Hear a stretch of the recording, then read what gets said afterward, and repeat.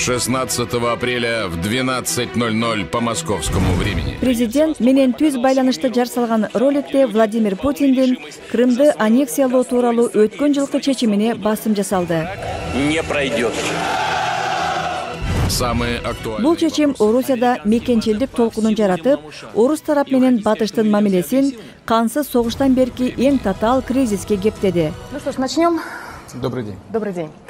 Путин менен бүгүнкү суроо жооп берүүдө батыштын санкцияларынан жана мунай баасынын арзандашынан кийин орус экономикасы ордуна келеби деген суроого көңүл бурулду. Свой прогноз. Может быть, быстрее.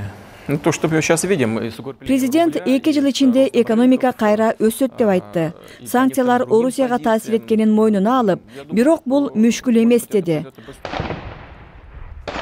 Бирок тынчтык келишимине карабастан, Украинанын чыгышында өкмөттүк күчтөр менен орусиячыл козголоңчулардын кармашы токтобой жатканы жергиликтүүлөр үчүн мүшкүл болду. Козголоңчул аракеттер Орусиянын Крымдагы интервенциясынан кийин дароо башталган.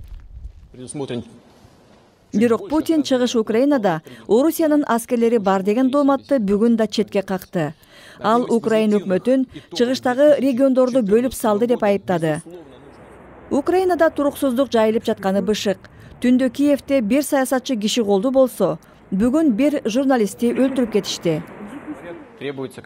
Президент Путин мунун баары Украин бийлигинин жана батыштын кемчилиги деп айтып, алар Орусиянын кызыкчылыгын сыйлашы керек деп белгиледи.